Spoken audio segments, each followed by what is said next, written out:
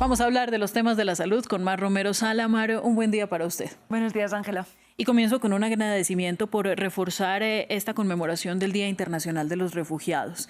Esta vez desde la perspectiva que a usted le corresponde, la salud. Sí, por supuesto, toca hablar esto desde muchos ángulos porque esta condición afecta a las vidas, condición de refugiados, de desplazados también, desde muchas perspectivas. Y es imposible hacer una lista en el caso de la salud, por ejemplo, primero porque los retos son infinitos prácticamente, pero segundo también porque son muy distintas las situaciones según qué lugares geográficos, dónde sean estas personas refugiadas, ¿no? Es difícil generalizar. Sin embargo, aquí, pues para conmemorar el día, la Organización Mundial de la Salud recordaba algunos de estos retos, ¿no? Recordaba estas circunstancias sociales, los retos del viaje de un refugiado, un desplazado, la discriminación durante el viaje o en el momento de llegar al lugar de destino, el aislamiento y también, por supuesto, el acceso inadecuado a los servicios de salud, como muchos de los factores que influyen al final en el bienestar y en la salud de estas personas refugiadas o desplazadas.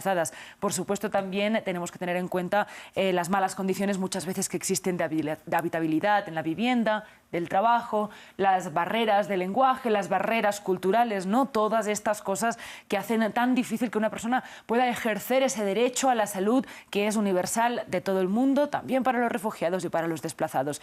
En ese sentido, sin embargo, también es verdad que la OMS destacó algunas de las cosas buenas que han sucedido durante este año y medio en ese sentido. Por ejemplo, el hecho de que en Polonia los refugiados ucranianos tienen un acceso a la salud universal, una cobertura gratuita para poder acceder a los servicios sanitarios, o que, por ejemplo, para ir a otro lugar del mundo, ¿no? En Pakistán lograron subir la tasa de vacunación del COVID entre los refugiados del 5% al 48% gracias a unas alianzas con las autoridades locales. Entonces, bueno, es importante recordar estas cosas que son positivas y también que muchas veces estas personas refugiadas tienen mucho que aportar a los países donde van y que precisamente cuidar la salud de estas personas hace que puedan ser, precisamente tengan esas capacidades para participar en la sociedad, que muchas veces es difícil, ¿no? En salud se habla mucho de un bucle de la enfermedad y de la pobreza, ¿no? Ser pobre te hace estar más enfermo, estar enfermo hace que sea más difícil salir de situaciones de vulnerabilidad económica. Entonces, bueno, tratar de dar digamos, esas escaleras para que los refugiados puedan salir también de estas situaciones como una de las prioridades que deberían tener todos los gobiernos en el mundo. Claro, y esa situación de círculo vicioso ya es grave sin ser un refugiado.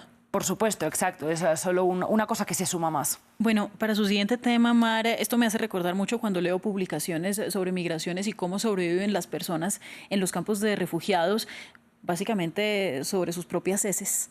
Sí, al final estos lugares suelen ser un caldo de cultivo, digamos, para muchísimas enfermedades, además de unas vidas indignas, digamos, para esas personas, ¿no? Vamos a traer un estudio que ya tiene unos años, se publicó en 2019 y lo que hacía era revisar cuántos brotes de enfermedades habían habido en campos de refugiados entre 2009 y 2017. Contabilizaron 364 brotes en 108 campos, pero aquí lo que a mí me parece más interesante es que el 75% de esos brotes fueron de sarampión, fueron de cólera y fueron de meningitis, que son enfermedades que suelen ser prevenibles simplemente con buenas condiciones de saneamiento o con las coberturas vacunales regulares que todos los niños deberían tener, ¿no? Cuando nacen y durante sus primeros años de vida. Yo quería hacer hincapié especialmente en el cólera, que es un tema que hemos hablado ya más de una vez aquí, y por eso también recordamos que este estudio tiene unos años, porque es que en los últimos 2 años aproximadamente hay un brote sin precedentes de cólera en todo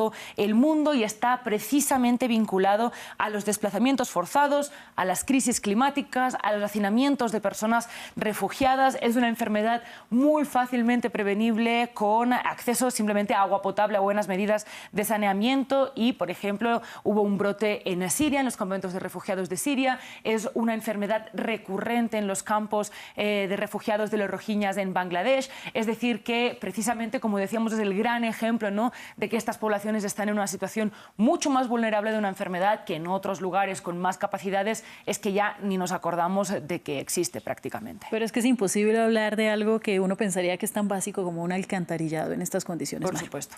Bueno, vamos a hacer un cambio de tema por otro que también es bien preocupante. India está empezando a atravesar una ola de calor que medios locales denuncian ya podría haber causado decenas y decenas de muertes. Sí, claro. Ese podría ser importante porque la información información es un poco confusa. Los reportes llegan sobre todo de dos estados, de Uttar Pradesh y de Bihar, dos estados al norte de la India. Y en el reporte, por ejemplo, en este caso de la agencia Associated Press, hablan de 119 muertes en Uttar Pradesh y 47 en Bihar, aunque estas cifras varían un poco según qué fuente de información se usa. Como bien decías, son denuncias por ahora porque las autoridades sanitarias dicen que no es tan claro que sean muertes provocadas por estas altas temperaturas, que han abierto una investigación y además es especialmente polémico porque el oficial de salud que la semana pasada atribuyó estas muertes precisamente al calor ha sido destituido. Entonces, pues por eso están surgiendo tantas críticas y tantas polémicas. Lo que sí sabemos es que las temperaturas han oscilado entre los 42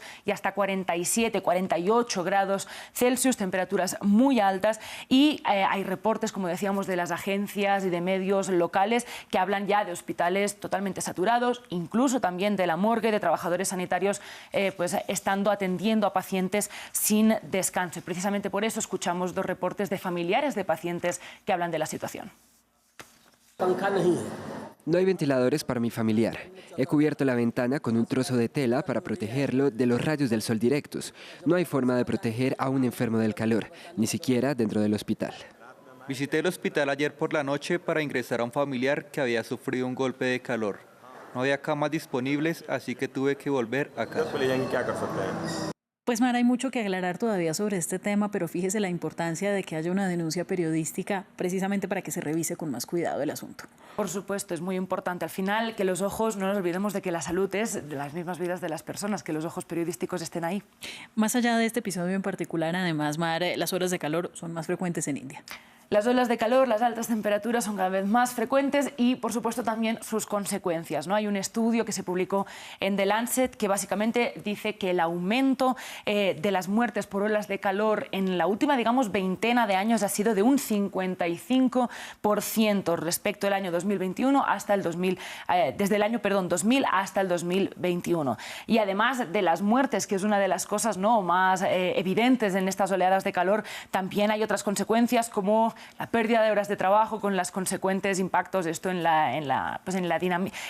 el dinamismo de la economía. Y también recordemos que una ola de calor extrema empeora la polución del aire, que es algo que en India particularmente ya se cobra miles y miles de muertes cada año. Es un problema además que también agrava condiciones cardiovasculares, es decir, enfermedades del corazón, respiratorias, que es especialmente problemático para adultos mayores, para niños, que da una mala calidad del sueño, por lo que también suele tener más afectaciones en enfermedades o problemas de salud mental y que además es especialmente grave para personas que no tienen los recursos económicos para combatir el calor, así sea un simple ventilador o que tienen que tener trabajos afuera que exijan un esfuerzo físico que es especialmente peligroso precisamente en estos episodios. Y además es que estamos hablando de India, pero será cada vez más frecuente en todo el mundo.